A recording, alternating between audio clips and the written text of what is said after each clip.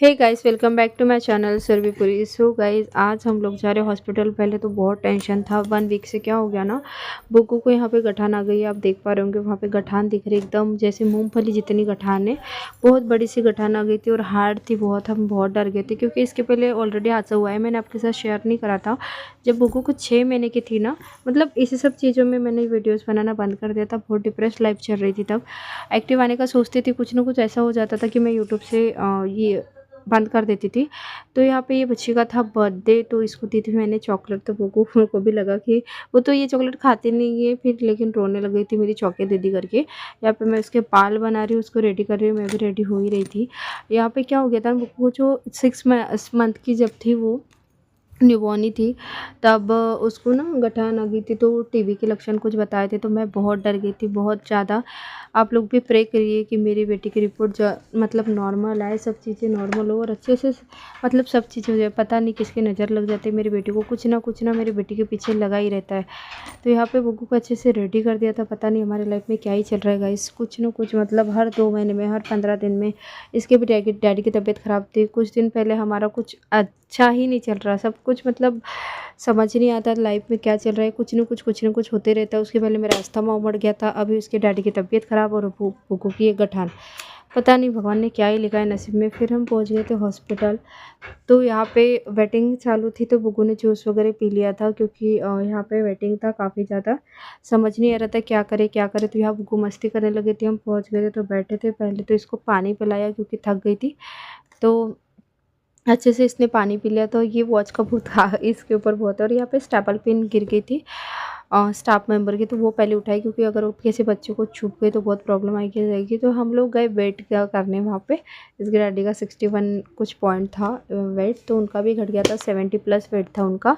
सो गए यहाँ पे सब लोगों ने इतनी भीड़ लगा ली कि हमको ही मतलब थोड़ा सा रिग्रेट हो रहा था कि क्यों हम गिरने गए। सब लोगों ने वहाँ पे भीड़। और यहाँ पे वो हाइट गिर रही थी अपनी, वो कार्टून्स के साथ में, उसको बहुत मज़े। सबसे ज़्यादा अगर कोई शैतानी कर रहा था वो बुग्गू थी। सिर्फ हॉस्पिटल में बहुत अच्छा लग रहा था।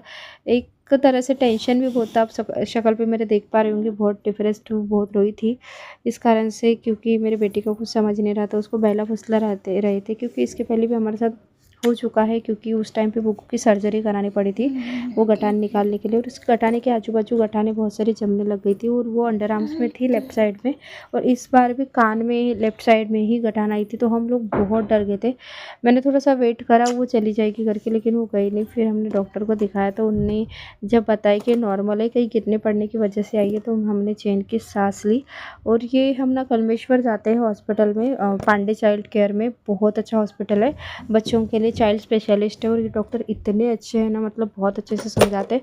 हम जब से बुग्गी हुई है ना, तब से इन्हीं के पास जाते हैं। मतलब जब प्रेगनेंसी थी तब नहीं गए थे, तब इसलिए नहीं क्योंकि बहुत दूर पड़ता था और प्रेगनेंसी में इतने दूर जाना नहीं पड़ता था। और यहाँ पे ये जो मतलब पैथोलॉजी है, इस पे को सबको जानती है क्योंकि ब्लड टेस्ट वगैरह हम यही से कराते हैं। तो ये सबसे मिलने गई थी, मम्मा इधर चलते। फिर वो दीदी से वगैरह मिली कि बाय गुड मॉर्निंग वगैरह ये सब करने लग गई वहाँ पे। वो भी शौक थे कि इसको अभी तक याद है ये सब चीज़ें। फिर हम लोग निकल गए चीज़ें लेके। हमको भूख लगी थी घर से, कुछ भी टेंशन की वजह से खा के नहीं निकले थे।